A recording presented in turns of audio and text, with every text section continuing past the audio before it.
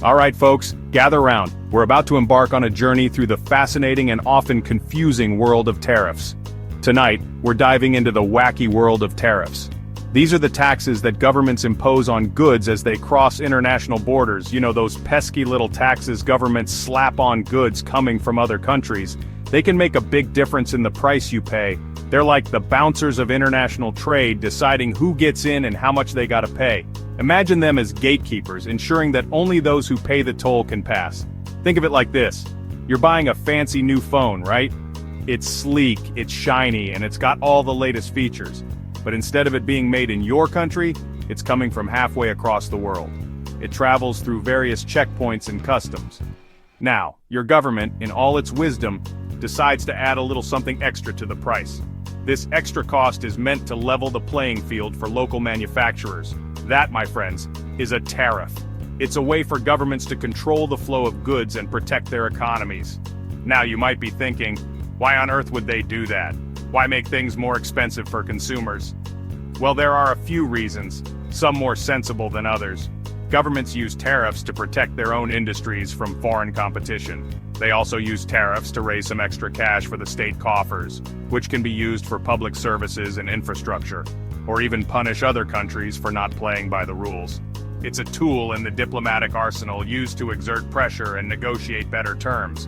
But as with most things in life, tariffs come with their own set of pros and cons. They can protect jobs but also lead to higher prices for consumers. And we're gonna break them down for you right here, right now. So buckle up and get ready to understand the intricate dance of international trade and tariffs. Let's imagine two countries, shall we? We'll call them Fantasia and Realistica.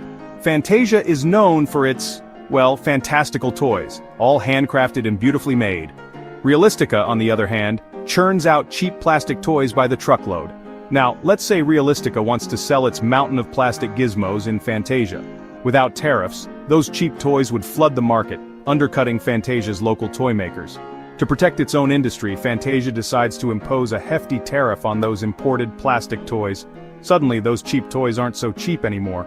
The tariff makes them more expensive, giving Fantasia's own toy makers a fighting chance.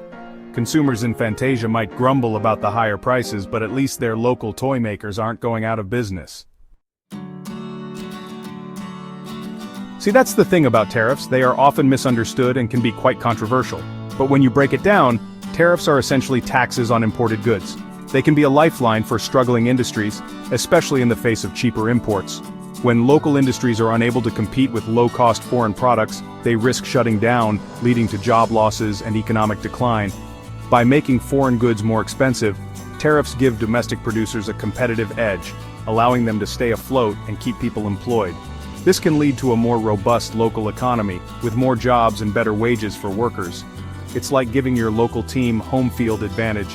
They might not win every game, but at least they've got a fighting chance on their own turf. Tariffs can also encourage companies to set up shop within a country, creating more jobs and boosting the economy. When businesses see that they can compete more effectively, they are more likely to invest in local production facilities. Plus, let's not forget about the government's cut. Those tariffs bring in some sweet revenue which can be used to fund all sorts of things from infrastructure projects to social programs. This revenue can be a significant source of funding for public services, helping to build schools, hospitals, and roads, and improving the overall quality of life for citizens. So, in a way, tariffs can be seen as a way for governments to invest in their own countries and their people. They help protect jobs, encourage local production, and generate revenue for public services, creating a more self-sufficient and resilient economy. But hold your horses, folks, because it's not all sunshine and rainbows in tariff land. While tariffs might seem like a good way to protect local industries, they come with a hefty price tag. Remember those grumbling consumers in Fantasia? Well, they've got a point. When tariffs are imposed, the cost of imported goods rises, and that increase is often passed down to the everyday shopper.